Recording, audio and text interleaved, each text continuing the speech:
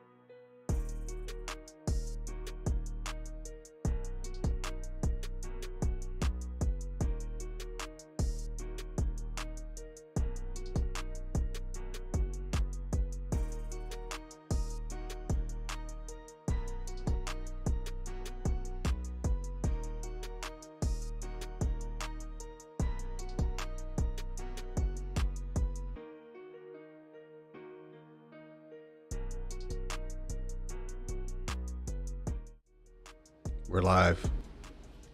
Hey, everybody. This is Amazing Fantasy Football. I am Josh, and over there is the trapper to my Hawkeye. Chris. Yeah, I've been watching some MASH recently, Chris. To make no surprise, as are many conversations about MASH in the past and how I'm really 70. Yeah. Yeah. Yeah, exactly like my dad's age. Is your dad 70? Oh, all my in-laws and both my parents are still alive, and they are all four in their 70s. Well past 70. It's like 74 and up, 75 and up. Somewhere between 75 and 77, 78. Yep. All right. That's cool. How are you doing tonight, Chris?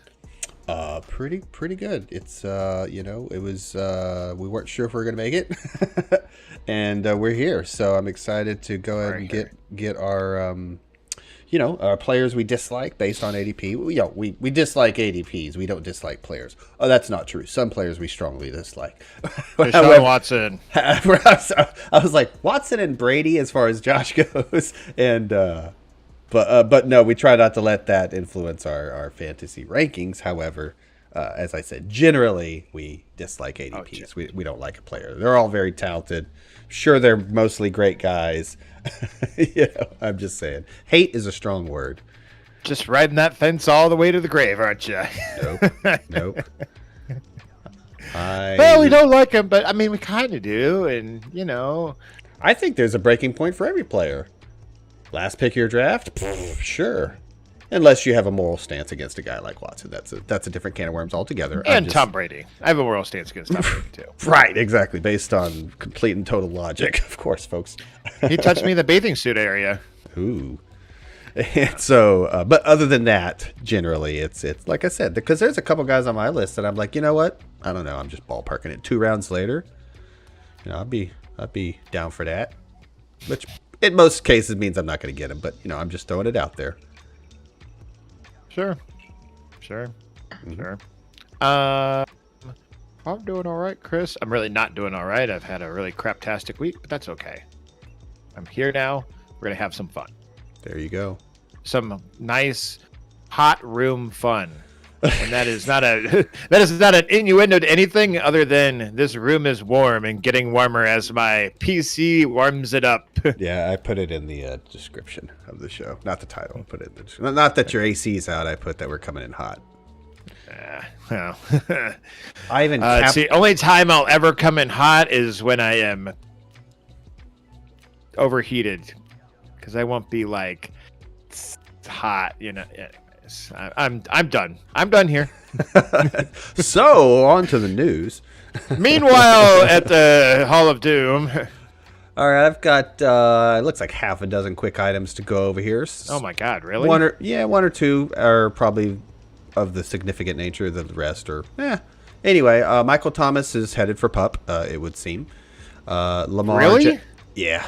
Lamar Wow. Jackson reports early. I can cite the article. I think I left the tab open, FYI, in case you I don't, want to look no, at it. it's not. I'm kind of calling you a liar. It's just more like, Jesus, this guy ever gonna play football again? Well, hey, a little foreshadowing there for you folks. We'll just look at the list later on. Lamar Jackson reports early to camp, so as far as contract and all that jazz, that's a good sign. Kyler gets the bag. He gets 5 years, $230.5 million, 160 of which will be fully guaranteed. Let me pause you right there, Chris. Mm-hmm. How do you feel about this contract? I was going to ask you, and we haven't really. Hey, I've been busy and I haven't had a chance to text you off camera. For sure, yeah. We've been running around like crazy. It feels like, or except trying not to run in a hot apartment. No, I would put it this way. First of all, let me say it was a Cowboys centric. I guess you call it a podcast or radio show. It's not important. I love what the guy said. He said basically, it's just hilarious when every.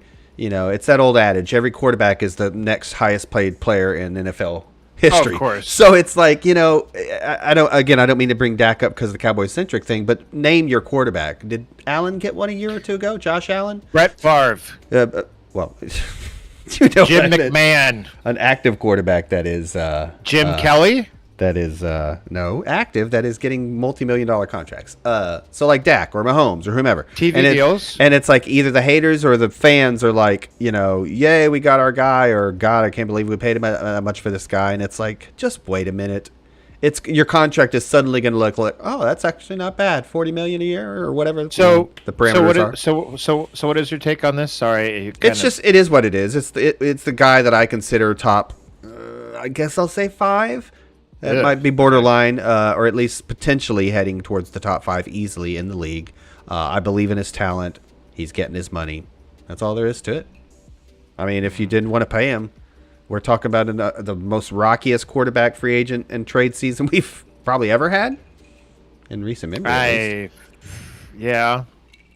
I think that there was some team out there that probably would have given them the Cardinals king's ransom for it. Given him a contract similar to this or the Watson one. Now this is what last thing I'll add is this is interesting in terms of the Watson contract because he didn't get the whole thing guaranteed. So maybe Watson didn't break the market too much. Maybe Kyler gave a little here, or should I say Kyler's agent, let's be honest. You know what I mean? So I don't know. It's an interesting turn of events. I believe in the talent. I think he's a great quarterback. We'll see if the head coach can stick it out for another year or two and win some playoff games.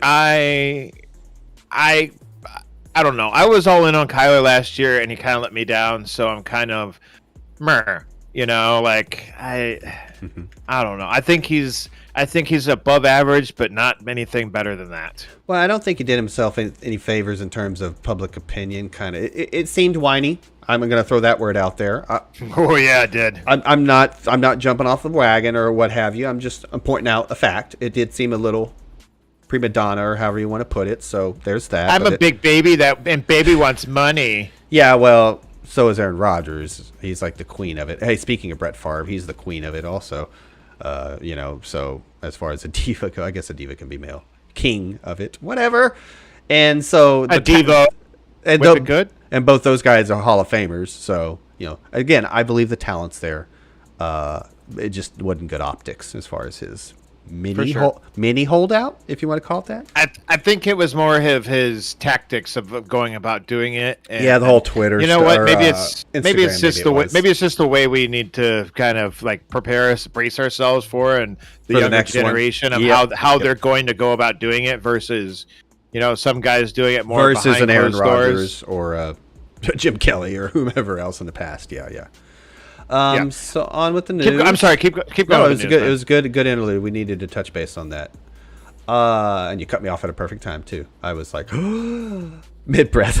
Anyway, Jimmy Garoppolo is officially given permission to seek a trade. Pretty significant there. So we may have some more dominoes to fall. Kyle Rudolph signs with Tampa. Blah blah blah. And a little bit of good news. Raiders open training camp. Preseason's like 2 weeks away, dude. It's nuts. Yawn. It's nuts. Yawn. You're such a wet blanket. Speaking of being a boomer. Anyways. Sorry, I was just thinking about something. Preseason is very significant for player evaluation, which is more or less what fantasy is. That's how I look at it. Okay. Did you have anything else? That's all the news I got. That was 6? Huh. I can't count. Couple more Chris, I like to call this episode the landmine players. Players that you could potentially step on and blow up or draft and potentially blow up your team. Mine are more top of the draft, like versus ADP centric, just because, I mean, the further down the later in drafts you get, the less of likely they're going to actually torpedo your team, you know? Mm-hmm. Ooh, torpedo players. That's it. Okay. Anyways, Chris, why don't you? I started off last week. Why don't you start off this week? I have this chat. No problem. I will. You say want me to start? I would gladly start. I'm just having a little trouble with it, just in case anything crazy goes on in chat. I can't even see it. Now I can see it. First on the list, I've got. Oh, can you good? Alvin Kamara. So let's get his ADP out of the way.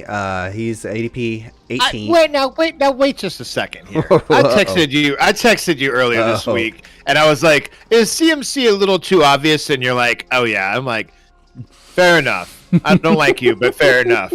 I think this one falls into that category. But go ahead. I think CMC is a cut and dry injury thing. I think there's a little more less dry and cut with Kamara. It's a little more uncut and wet. Oh, this went down. Oh no. That was not planned, and I said it, and the second I said it, I regretted it. Edit. Stream producer, edit that out on the fly, please, with our 3 to 5 second delay. And anyway, Josh is canceling himself. So Alvin Kamara's ADP is 18, so you're talking, mid-second? Can I pause you for a second? And I did use Fantasy Pros. Fantasy Pros half-point PPR. I did do that this week, so that was my question. Go ahead. We should be on the same page. ADP 18 again, mid-second round pick. RB 11, so still on RB 1. No thanks. As basically how I feel. He lost his QB a couple years ago. Granted, he lost his head coach and primary play caller this offseason, Sean Payton. He lost Teron Armstead, and as far as I am concerned, and it's been this way for a handful of years, dude, the Saints have been elite running to the left, and I'm pretty sure Armstead was a left tackle. Are you trying to say that everything is to the left? Everything they run is to the left? I've just seen too many either zone stretches or misdirections that end up on the left, and just it seems like an open highway behind the likes of Teron Armstead. And we all know Saints have been an elite running team for a few years. For Sean Payton's last few years there. I got that out of the way. Excuse me. And of course, his legal troubles. I mean, I'm not a lawyer. I'm not a moral. Yeah, I mean, I think I'm a moral person, but I'm not one to judge somebody else's morals. He's probably You're not some high-priced city lawyer, right? He's probably looking at 6 games. If you can negotiate down to 4, I think we're still in the same kind of ballpark here. So let's kind of push past that, since again we're not lawyers and whatnot. I am. There's another player that I'll have on my list tonight that this pertains to. This next kind of stat here. He's never gained over. This is always thrown in my face when I go pro Kamara. He's never gained over 1,000 rushing yards in his entire career, and he's never played a full season except his first year, in which he was more of the 1B to Mark Ingram and company. So, yes, he caught the crap out of the ball as year 1, but I'm just saying he wasn't getting the carries he was in his first year, and he happened to play all 16 games that year. Other than that, he's never played a full season. So for me, he's an RB. He is not an RB1 in 2022. There is no way. So you start talking about more like a 3rd or 4th round pick, and more like an RB, about 20, 18. Maybe we can do business, but other than that, he's going first on my list of players to avoid. Okay. Are you kind of done? I don't want to interrupt you again because I do have a question. I'm all finished up. Go right ahead. Okay. So here's some, and I did this with all my players. So here's some guys going after Alvin Kamara right now that maybe you would want. Let me find Alvin Kamara here again. Sorry, I lost him. There he is. Wait, no. Mm-hmm.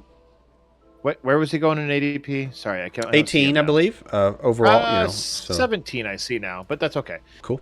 Here's guys going after him: CD, Debo, Aaron Jones, Tyreek Hill. You're not taking a quarterback. A lot of Mark receivers. Andrews, A lot of Seiko receivers. and Barkley. Any of those guys are not taking over Alvin Kamara. CD Lamb, Maybe Debo Saquon. Samuel, Aaron Maybe. Jones. Oh yeah, definitely taking Aaron Jones over. Tyreek Hill. Maybe not Hill, but other than that, it's pretty much a slam dunk. Maybe that other questionable running back Barkley at the end there was kind of like he's got some. I mean, every player has question marks. Yeah, exactly. Well, the 101 has question marks, folks. I'm just saying. That's getting towards that area. How dare you besmirch the name of Jonathan Taylor? If there's no negatives against a player, you should be worried that it's going to blow up in your face. Or should I say my face? Because that's how it usually works out for me. In your face. Cheers. Side note, I am awful about switching scenes when it's just me talking. I never remember to do it. I guess because I'm the one talking. You secretly hate yourself. I just keep it on your face the whole time and be like, I just run the stream from behind and in a disembodied voice occasionally, speaking wisdom. Anyways, my first player is Debo Samuel. He is going at 19 overall, and he still is from when I wrote this. As wide receiver 7 off the board. And let's just get the elephant out of the room here with Debo Samuel. No one knows what Trey Lance is going to bring to the table for the 49ers. They've already, as you alluded to just a few minutes ago, that the 49ers have given the okie dokie for Jimmy G to seek a trade. Yeah. That means to me that they are all aboard the Lance train, and they're gonna go full speed ahead with him. The Lance on the horse. Yeah. Anyways, I mean, that does say something about Trey Lance, is that they've obviously seen something in preseason workouts and OTAs and mini camps and whatever, that they're comfortable with moving forward with Trey Lance. I mean, it could be a front office move, and they're like, okay, we traded up for a third round and gave a third overall pick for this guy. Time to start him. I think that the organization knows what they're doing, so maybe, but not to get too far off track here. The 49ers drafted him in the quarterback of the season. Sat most of last year. Played in 3 games last year. He finished 1 game for Jimmy G and started another 2 for him because of Jimmy G's kind of injuries throughout the year. And those 2.5 games, we're just going to call them 2.5 games. He averaged 239.2 passing yards, 1.6 touchdowns. This is through the air. 64 rushing yards per game. No rushing touchdowns, I believe, since I didn't write it down. Or, if you do the math for all that, about 15 fantasy points per game. That ain't all that great, Chris.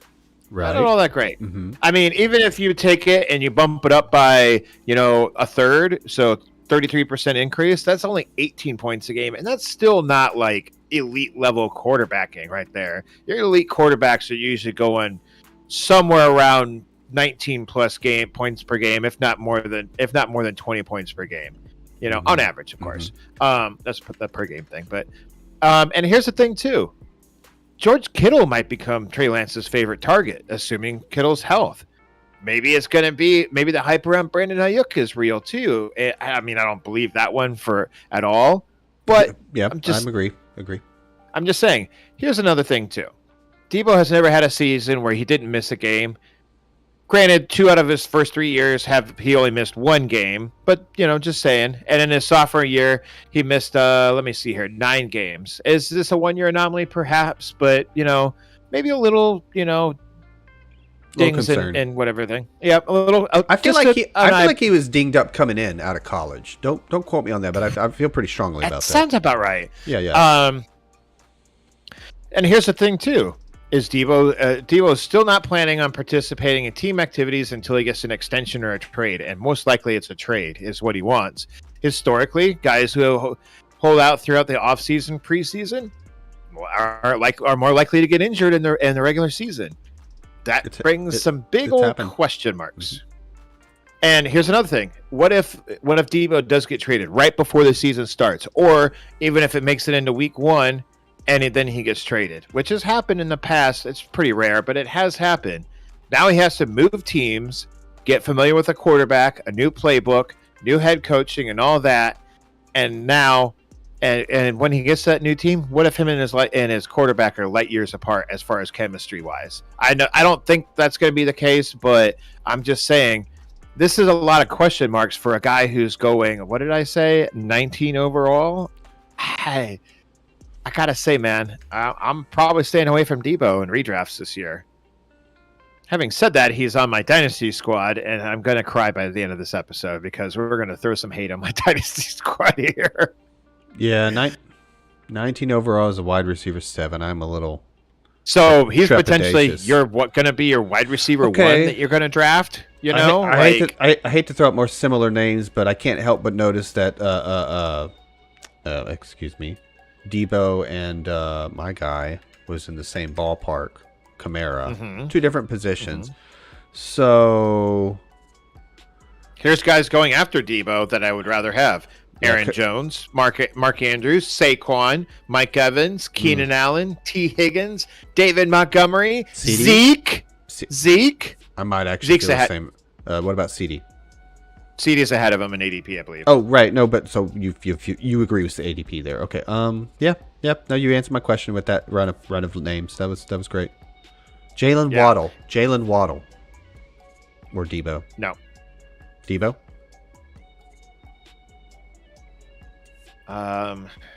Waddle's like 2 rounds later though. Is he though? I've got him at a ADP 39, wide receiver 14. So he's 20 picks later. What ADP? I swear, when you switch between overall and position, there's discrepancies on the.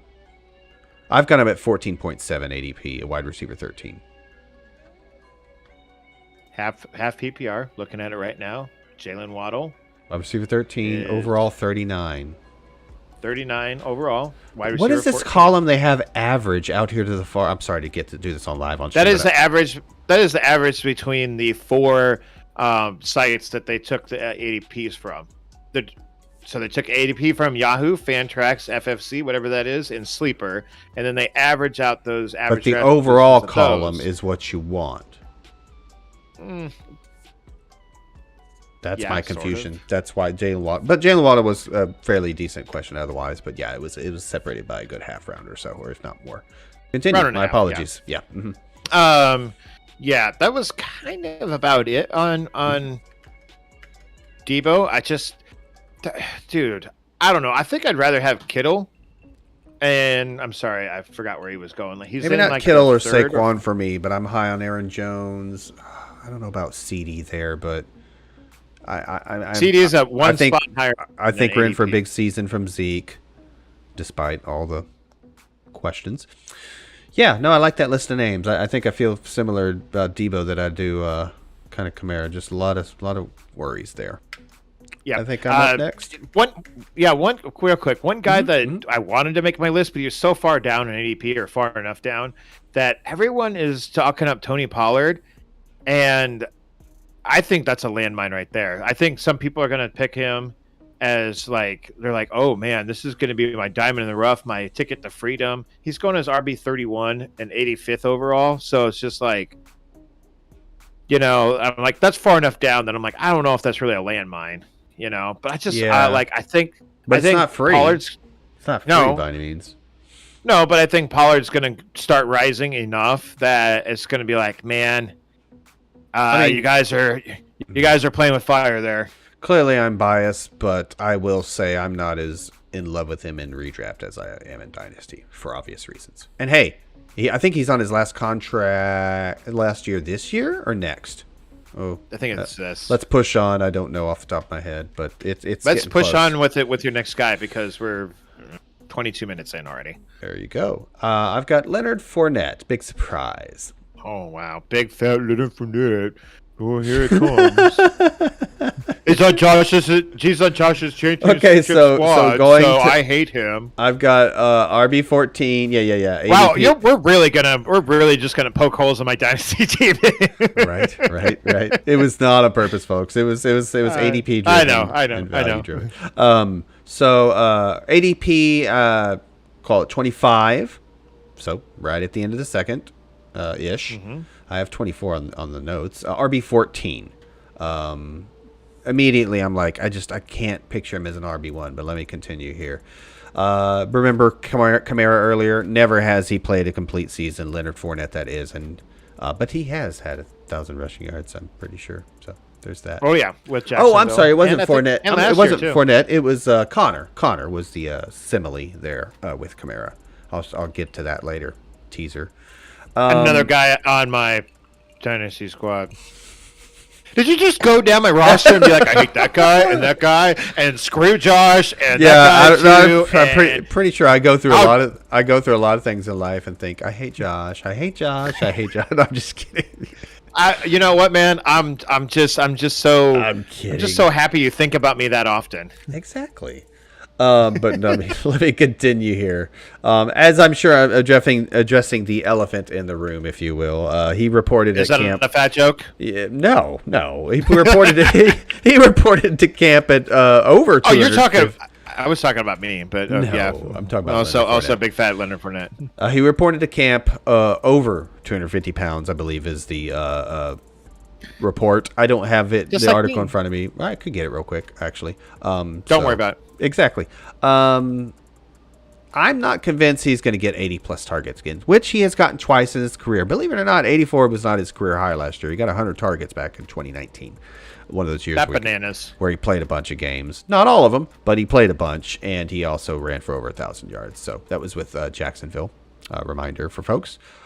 Going back to the targets, don't get me wrong. This is the area where I do become a fan of Leonard Fournette. This is the area where I'm like, he has clear value. And hey, it's not like he's an awful runner either, but in particularly what he's done in the air, in particularly with the GOAT, and in particularly with Tampa and how they're going to do things. They're going to throw a ton. It's not that they don't want to run, and hey, statistically speaking, they probably will regress back towards the run a little. I just don't think Leonard Fournette has the age or the body to sustain that because of all the miles on his bad ankles. Yeah, I mean that's the or are they cankles at this point? Yeah, right. So I mean, I know I won't get him as an RB. I don't know, low end. What would that be? As an RB the end of the second, RB2, beginning of the third. Yeah, well, yeah. I'm just going positionally first. I know I won't get him as a low end RB2 or clearly a high end RB3, but you know, I do like what he does through the air. I like what he does in pass protection. I know Tom Brady trusts him. He'll be on the field. I just have injury worries. Not to mention the drafting of, can't remember his name. I think it's the White. Rashad White. White, yes, thank you. Rashad, oddly spelled White. Him. Rashad. So, you know, the door is open for somebody to take some work away from a guy that, again, he's reporting to camp a little big. It's July, folks. It's mid-July. It's not even mid-July. It's 20th or 21st, whatever it is. Yep, literally the 21st. So that's where I'm at on Mr. Leonard Fournette, and I completely... No, hey, I remembered to switch scenes that time. Woohoo! You know, when you were trolling me with that news report in our Dynasty League chat, I was secretly like, I'm really glad I grabbed Rashad White. Oh, I didn't share a bit of news today. Dang it. I'll get around to it before I go to bed. What is it? Just the stuff we talked about. A couple of pieces of news that are worthy sharing in the Discord, and I didn't get around to it. In particularly Kyler's contract. Oh, I thought you meant at the beginning of the show. Just thinking out loud. Sorry. No, I'm just thinking out loud. That's my bad. Okay. My next guy is, and I swear not all of my guys are, I started with a wide receiver, but my guys are not all running backs. Antonio Gibson is my next guy. He's ADP 31 overall, and going off the board is RB 16. That is, so that's towards the end of the third, and it's RB 16. I think we touched on Antonio Gibson before, and I think I'm out, man. Gibson loses work to McKissick in the receiving game, and there's rumors, granted it's rumors, that he's going to lose short yardage work to Brian Robinson.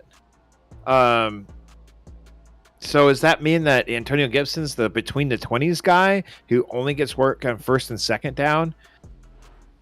I mean, maybe the post-hype hate for Gibson is probably a little unwarranted, but at the same time, I don't know, man. Now you have two guys that are potentially eating into his work, even if it's just sometimes it's McKissick in the receiving game, and then another time, and Gibson's still getting short yardage work, or it's Gibson's getting some receiving work, but then it's Brian Robinson. I almost said Johnson. And then it's Brian Robinson. I mean, that's still two guys eating into his workload, man. Like for a guy that's going in the third round, I'm sorry, I'm not in on that.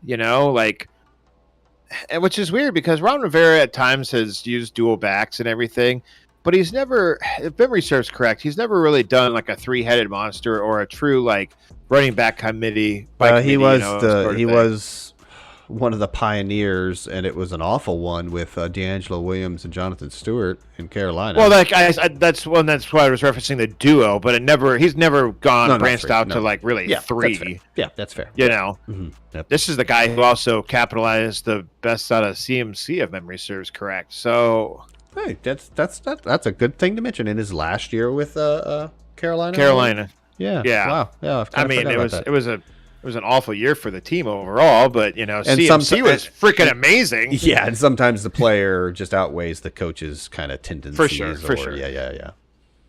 So I mean, here's the thing and if you're really that worried about Brian Robinson, here's the thing to remember. And if he's really going to be short yardage, that's probably all he's going to be good at. He wasn't really that great of a running back in college outside of his super senior year, but that would be his fifth year in college at Alabama. Granted, he was all at Alabama, but the fact that he was never the guy that rose to the top of the depth chart outside of his last year, it makes me a little suspect about his overall talent. A lot of this is baked. A lot of these things that I'm talking about is baked in Antonio Gibson's our ADP at the moment. Because if you remember, Gibson was going the beginning of the second last year. I could look it up, but I'm just going off. It got ugly. Memory. It got ugly. I remember that. It got ugly. He finished as what, RB10 overall?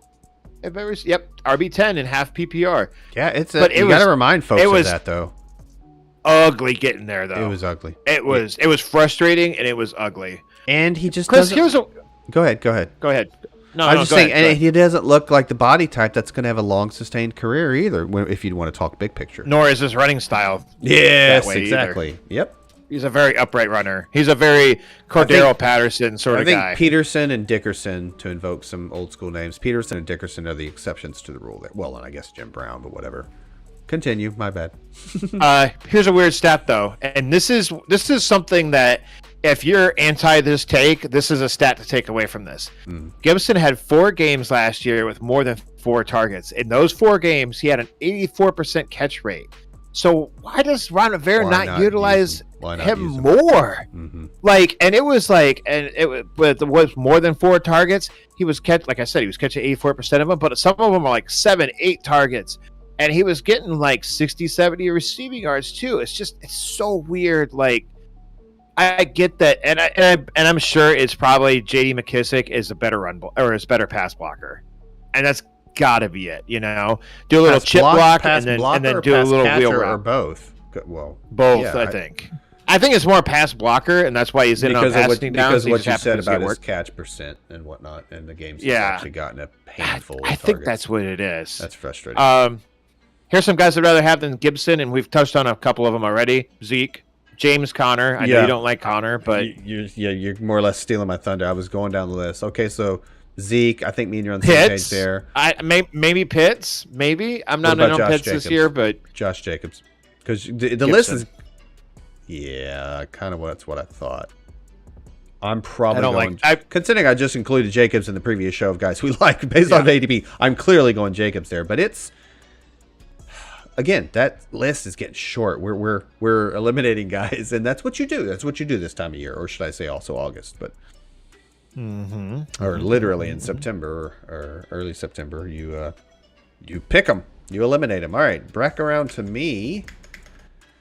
Brack around, yeah. Brack around to me. Let's change gears. Let's change gear. You know what?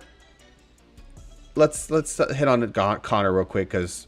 Let's just get these RBs out of the way because I went a little RB heavy too, as we are again.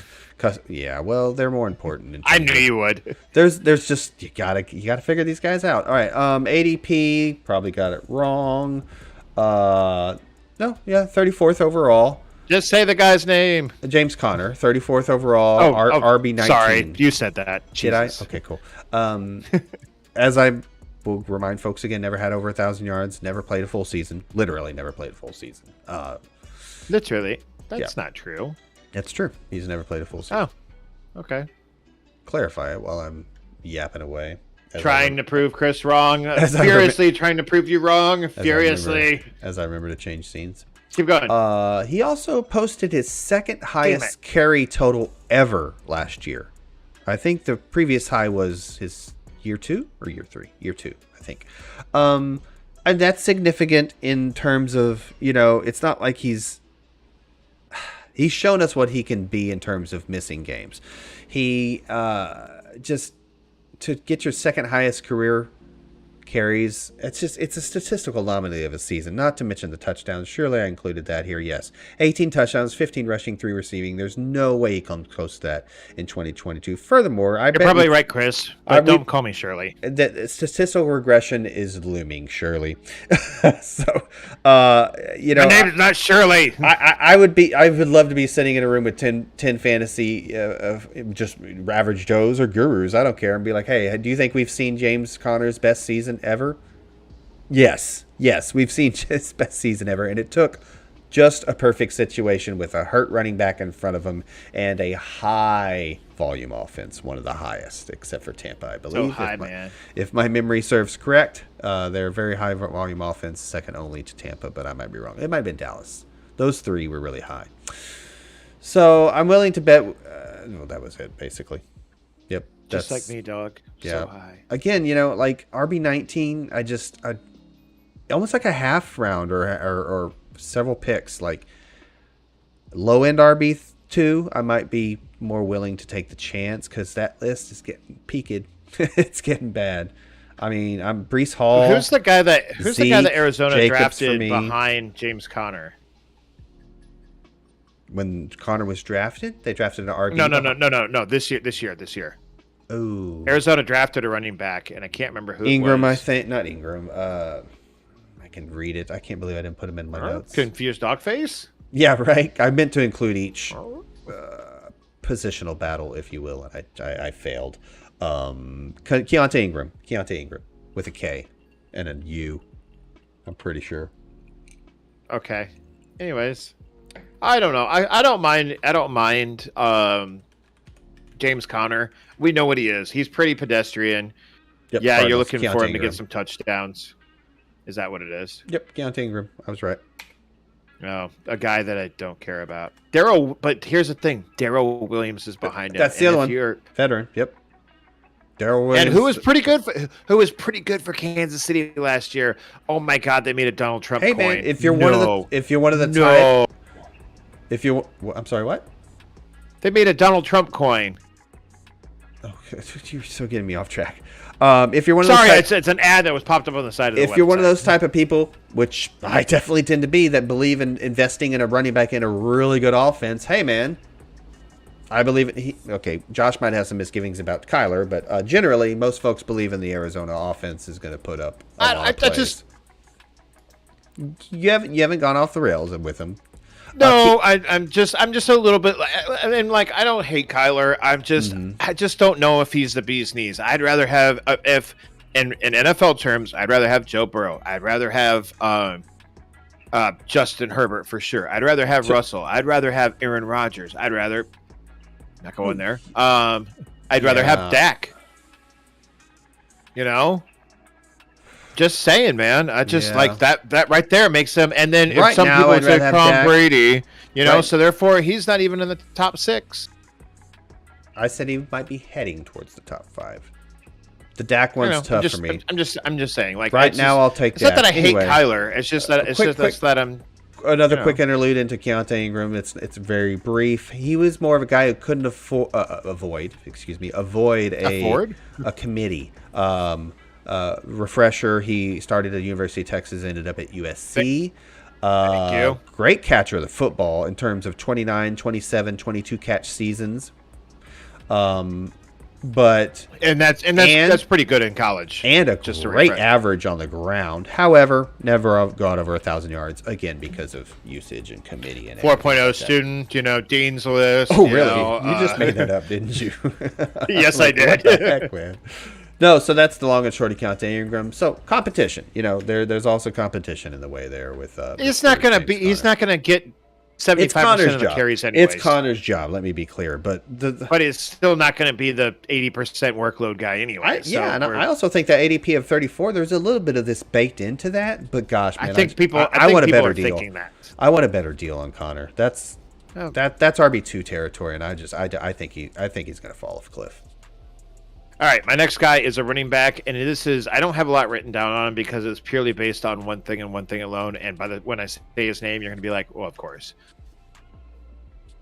You didn't let me do CMC, so I'm going to do Cam Akers. Well, of course. Just to get that out of the way. Well, of course. ADP 33rd overall, so that's the beginning, that's the end of the third round. RB 17 RB 18 overall. Where did I get 17 from? And as everyone knows, he tore his Achilles. And this isn't based on what he was doing last year at the end of the season, which was not being effective whatsoever for the Rams. And he didn't look good doing it either. It's more based on historical facts of let me put it this way: the history of players who have torn their Achilles statistically and just career-wise. It's a torpedo to their career. I looked up some guys, and I didn't write them down because it was a bunch of people that I've never heard of before who had torn their Achilles and went on to have a couple of more relevant seasons in their career. Some of them were defensive players. That's why I didn't write them down. But it was just there was a very, very, very short list of people who have done it. The only person I could think of who had a decent career or a longer career than most after tearing their Achilles was Jimmy Graham. And that dude was not the same after he did it. Because remember, it happened. It happened about half a season after he went to Seattle, I think. He had that one nice season with, I think it was Chicago. And, again. No, it was in Seattle. We talked about it last week, and Seattle, I said Chicago. It was actually Seattle. Oh, you said you corrected me to Chicago, but it was Seattle. Okay. Yeah, so he had that kind of spike because he caught double-digit touchdowns, 10, I believe, if not 12. Something like that. And he's a big guy. We can't forget that. He's still spry for a big guy, even after losing a step. But he's not the Jimmy Graham of old, which was, no. Wow. But yeah. No, it's just not. It's not the same. Or should I say, he was not the same. Yeah, and this is based on like I said, is historically people do not bounce back from this injury whatsoever. Now, I'm not saying that Cam Akers can't be the guy who breaks through and comes back and is pretty, 85-90% he once was. It's just he didn't look good last year. He has competition in Darrell Henderson, who was a little lackluster for what he did last year. He also dealt with some injuries and probably will again this year. But I don't think they're going to give Cam Akers the keys to the running back room. And rooms don't have keys that you put in the ignition. I was half listening, turned to watch your facial expression and your little, whatever you want to call that. Because I was like the joke. Keys to the car, but I said room, and I was like, I went off the rails quick. I broke my brain. I think I subconsciously heard you, and you kind of ninja broke my brain too. Continue, please. I should not have. I'm going to edit all this out, and so therefore, whoever's listening is going to be their brains are going to be broken too, and they're going to be like, but you can't drive a room. You don't drive rooms around. Yeah. Yeah, who's ever listening? But at the same time, rooms have doors that can lock too. I don't get it. This is a reminder, folks, to like, share, and subscribe. Tell your friends about us. Come on, guys. I'm trying to drum it up. Anyways, how do you feel about Cam Akers, man? Like, I'm out. Just the Achilles alone. Still third round. Like it's just dude. That's my top, probably RB2, the top 2 RB. In my lineup, and no, I'm not okay with that. Usually that's the way it goes. I understand we're poking holes. For my drafts, Yeah, yeah, I understand we're poking holes in Chimeras and clearly CMCs, as we mentioned, low hanging fruit and whatnot. But I just you got to split these hairs, man. You got to push this guy down. No, I'm out. Chris, I got to start. I got to start writing these questions down. But I saw this. We talked about it last week. A question I saw on Twitter. I saw a question on Twitter today while I was training, and I have a lot of spare time to screw around on my phone. So Jonathan Taylor's your 101. Who's your 102? Right now, I think it was in full PPR. I'm pulling up ADP just because I don't. I guess I don't know in July off the top of my head. It's like CMC, Derrick Henry, or Eckler. I don't even like Eckler there. Me and you love Eckler. Don't get me wrong. Maybe it's a big the picture 102. thing. There's zero value in that. There's negative value in Eckler going to 102, even in a full PPR. To answer your question, I very strongly I'm going to consider receiver, which would be Cup, Jefferson, Chase. But I might put Najee up there. I know it sounds gross, given his. It's full PPR though, so that's not a bad take right there. Yeah, I didn't even think about that. I just have to. If he had a better quarterback, I would probably go Najee. Yep. Clearly, me too. My immediate answer was full PPR Cooper Kupp. Like that's why I threw out the receiver first. And Justin Jefferson, I love him so much. Yeah, this I mean, year, I'm not going to go crazy for somebody having somebody else at their wide receiver one is what I was getting at. Even though I named him first, I might have Chase. I might have Chase in my WR one. Too boom bust for me. I don't blame you. I don't blame you. I don't have to put rankings out yet. So we're feeling him out here in. Speaking of which, next week is our rankings show, and Chris is way behind. Oh, it is next week, isn't it? We made these plans. No, it's not. I just made that up. Oh, gosh darn it! I was like, did we make some plans I forgot about?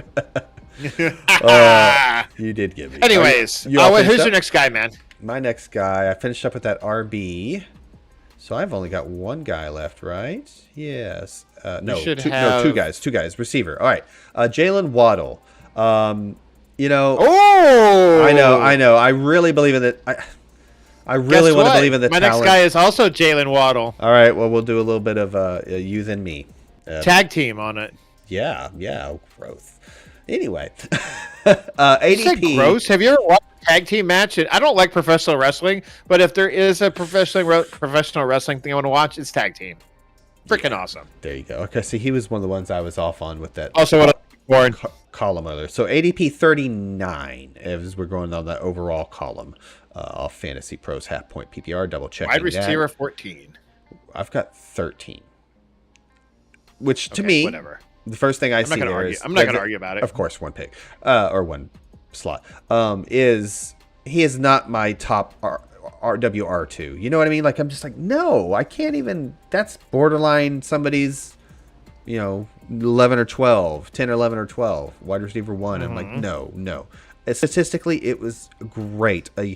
An amazing rookie wide receiver year. May I remind folks, the only reason he was overshadowed was Jamar Chase. But Jamar Chase was very boom bust.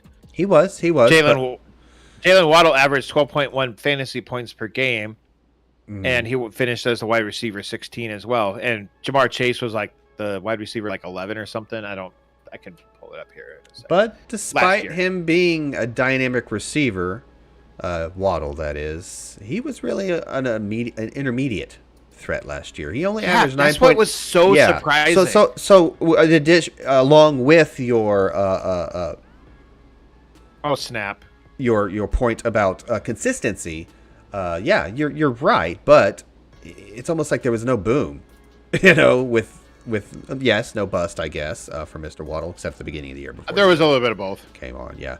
So, but no, I'm a little worried about that, and I don't think that's Waddle's fault. I think that's Tua's fault. So I think it's their offensive line's fault. Yeah, so I'm not okay with them at that area in the draft. I'm just not. Again, I may remind folks it was a historic rookie wide receiver season. There might be some statistical regression coming back his way. I mentioned Tua already.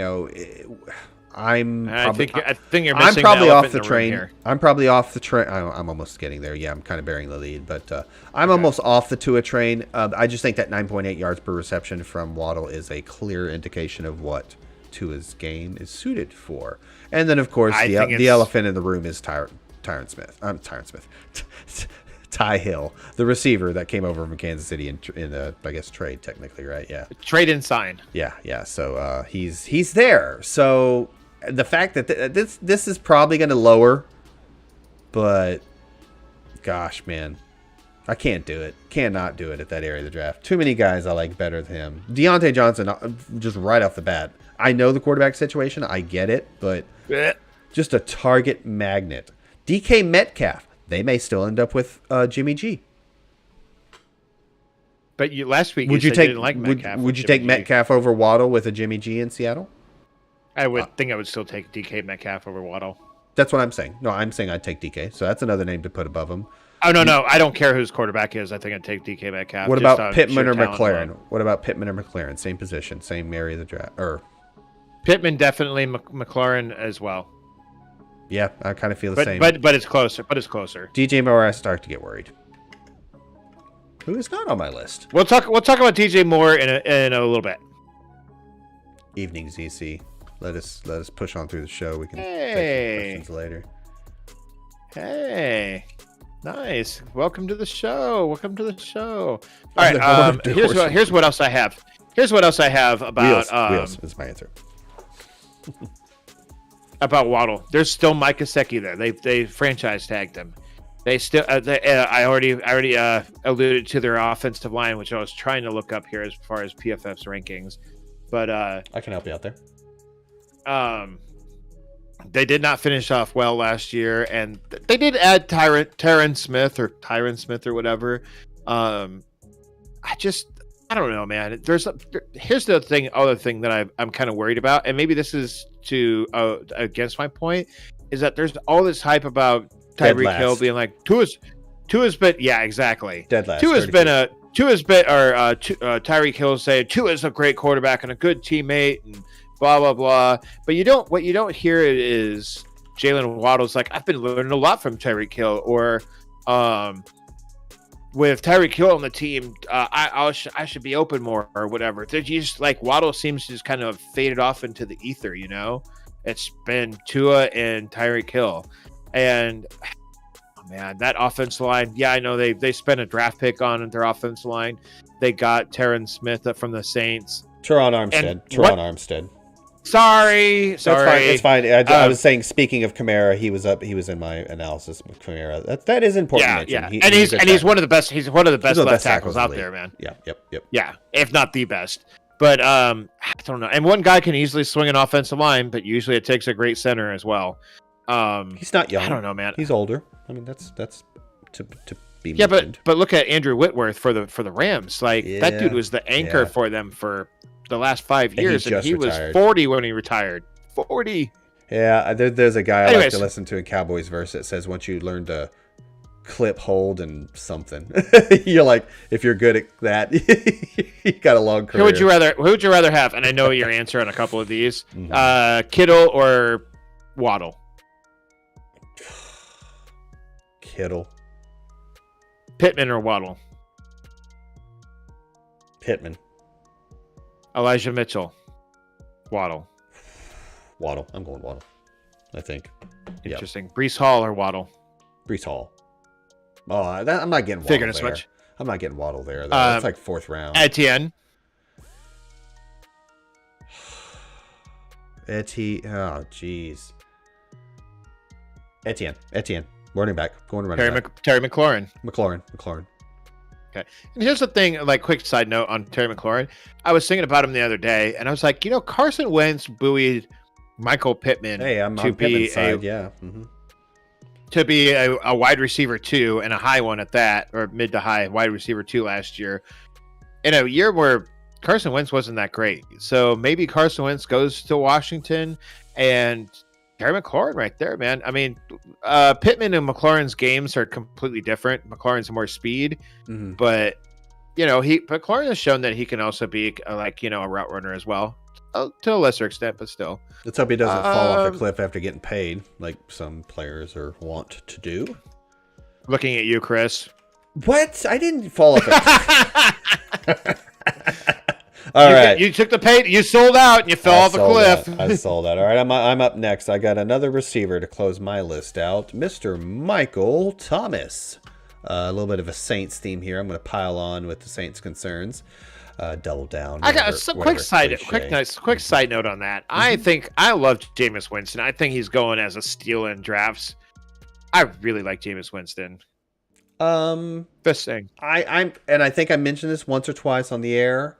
I'm kind of signing up for that a little bit, but that doesn't mean that Michael Thomas is worth what he is being drafted. Well, considering he's going to start. I mean, granted it's preseason, but still, pup. Yeah, exactly. So I've got an ADP of 69.8. I meant to do the math before. A very nice 69.8. A wide receiver 26. That's dangerously close to wide receiver 24. I'm out. No, not spending that. Not making him my wide receiver too. A couple reminders for folks at home. They obviously lost their play caller. He hasn't played for a year and a half. Mr. Michael Thomas. They got a defensive-minded head coach, though they did retain Sean Payton's right-hand man, offensive coordinator Pete Carmichael Jr. Apparently, he's been his guy the whole time he's been in New Orleans. That's important to mention. I understand Sean Payton was the play caller, but Carmichael becomes the play caller, and having been right next to Mr. Sean Payton the whole time. Some are saying they expect the Saints to throw more. I actually do agree here, so that's a little bit of pushback on my take. I don't think statistically you can put up another season like that with I think I've got it here, Jameis averaged like 23 passing attempts per game. This is 2022, folks. It's just like they're going to throw more. And I think their offseason moves show everybody that. Bringing in Jarvis Landry, drafting, moving up, and giving up, two firsts for Olave, if I recall correctly. Obviously, and the one that they gave up this year to move up, that they traded, swapped, if you will. Anyway, I don't know if that's quite accurate, but whatever. I can't remember if it was 2 firsts. They had 3 overall picks in the first round, and I think they gave up 2 to move up, and they still had a second one, which I think they maybe it was the 2 being the one they swapped and then the extra first. But I think it was another first to get up, and that's significant. Anyway, so like me. Again, a little bit of pushback on my take. I do expect them to throw more. However, there's nowhere to go but up in terms of those stats. However, I don't think that necessarily means Michael Thomas is even the best receiver on the team at this point. I don't think so. I'm not trying to jump on some ridiculous Olave bandwagon, but also Jarvis has been on a bad throwing team, if you want to call it that, in Cleveland for a couple of years now. I think he's still got something left to take. Again, I'm not saying he's the best receiver, not necessarily as Olave, but I don't know, man. And Thomas was never the guy to win with speed and athleticism. So if he loses a step, which we would not be surprised, I mean, does he move inside now? Does it become a glorified tight? I don't know. I think the possibilities are out there. I worry at age 29, not only are his best years behind him, clearly, if you look at his stats, it's impressive. I get it, but I think we've seen that. I don't think he's ever going to top that. Yeah. Oh, and the elephant in the room. He's starting on the pup, as I mentioned earlier in tonight's news. So was that a fat joke? What? God dang it! Call me an elephant. No, I just need a new way to refer to that. Apparently. So he's starting on the pup, folks. That's my spiel about Mr. Michael Thomas, and that's my. The correct answer is yes. That's a fat joke. No, it wasn't. No. I love doing that. People at work, I'm like, is that a fat joke? And they're like, no, not at all. I'm like, the correct answer is yes, I'm a fat ass. Right. How many? You got one guy left? Did you get 5? I got one guy left. All right, it's really an hour. 1.5. If you can push too quick, we can forego the mock. Again, it's only July. Nobody. Chris, I lied to you. I have 2 guys left. Oh, really? How'd that happen? Because I made 1 into 2. Okay. Because I like to cheat. We'll go the double. And that would be the Raiders pass catchers of Darren Waller and Devontae Adams. Well, that's not too bad. Yeah. I was admittedly trying to shoehorn a tight end into this list because, at some point a tight end is going to be going too high. And I probably should have done Pitts in hindsight. But I also don't really like all of these. I don't like all these Raiders pass catchers here. And I did a little dive earlier tonight. I mean, you could make the same argument for both these guys. That's why I picked both of them. And I could easily be wrong. It's really Hunter Renfroe, the one that you want to avoid. But, and I know I've said this in the past, there was 11 games that Hunter Renfroe and Darren Waller coexisted on the field last year. 3 of those 11 games, they both scored more than 10 fantasy points in the same game. Only 3 of the 11. That's not very good. Now, that's not saying that Derek Carr can't spread the ball around. And I'm not saying that he hyper targets one guy, which has been historically kind of a thing over the past few years. But I looked over the past 5 years of Derek Carr's career, and 3 of those past 5 years, his highest targeted player has been a tight end. And obviously 2 of those years were Darren Waller, the third year being Jared Cook. And last year, because Waller got hurt, it was Hunter Renfroe. But way back 5 years ago, do you remember a little man named Michael Crabtree? Of course. Yeah. Yeah, no problem. How 5 years can really change the course of someone's career. Mm-hmm. And one of those years too, Mari Cooper was there, and he only spent 6 games with the Raiders. But if you project those 6 games out, Jared Cook was still going to be the target leader. So, I also, when looking at this in 2017, Derek Carr actually spread the ball around pretty equally between Amari Cooper, Michael Crabtree, and Jared Cook.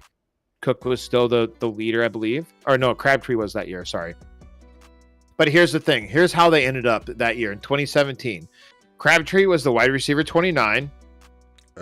Amari Cooper was the wide receiver 33. And Jared Cook was the tight end 13. Is that like rookie year, Cooper? You don't have to look it up right now. Close to it. Okay. Now, having said all that, Devontae Adams is probably hitting. Devontae Adams is going to turn 30 this year, but he's probably a better wide receiver than any of those guys you just talked about. Yeah. Darren Waller is definitely a better tight end than Jared Cook could ever dream of being. But I don't want to go to this too many mouths to feed adage, probably for like the third time this episode. And Derek Carr is probably a better passer now than he was back then, just because of experience and wisdom and everything. I'm just like, 2 wide receiver 3s and a tight end 2. I don't know, man. So even if you make it 2 wide receiver 2s and a tight end 1, a low end tight end 1, yikes! For all their ADPs, Waller going as 46 overall, tight end 5. And Devontae Adams, 11th, so the end of the first round. Wide receiver 4 off the board. Yeah. No, thank you, man. Thank you. I think the victims. I think the sufferers are Waller and I'm sorry. I assume you're going Hunter Renfroe, right? So. I think Adams is going to get his. I think so too. But is he going to be efficient enough for the targets he gets to be the wide receiver 4 or even close to let's even say the wide receiver 8, that's still a second round pick. Is he going to live up to that? I don't know, man. I think he's still going to be a top 7 guy, wide receiver. You think so? I think he's still a top 7 receiver. I could see some pushback. I mentioned Shamar Chase. Maybe I'm drinking the Kool-Aid, however you want to put it. Chris, do you smell that? I smell a Snickers ice cream bar bet. Let's do it. Top 7? That's such an odd number. I literally was going down ADP. Debo's at 7. We talked about him tonight. We talked about CD and more of a positive light. Hey, there's a lot of questions. He's never done it. CD's never done it, technically. But I can't help but just I could see somebody saying, How about this? Devontae Adams or CD? I'll take CD. You take Devontae Adams? I don't want to do that. I don't want to root against CD. All right, then. I don't want to root against CD. Dude, I gave up a first. I gave up Kittle and Godwin to get him. Jeez. I'm invested. Let's think about it. That's not a bad... I like where your head's at on that. So here's some guys I would rather have. Yeah, we could go down that list real quick. Sure. Over Devontae Adams, Stephon Diggs, Nick Chubb, and CeeDee Lamb. I hate when you go multi-positional. I probably disagree about Chubb. I've got some worries about him this year. That's fine. Here's some guys I'd rather have than Waller. Breece Hall, Travis Etienne Jr., J.K. Dobbins. Oh yeah, you're out on DJ. On the flip side, you're very high on going tight end early, and particularly Andrews, but you're out after the top 3 or 4. So it's not surprised that you're going to be taking a Breece Hall over Waller, etc. Yeah. And here's another guy who would take over Waller, DJ Moore. And a quick side note here.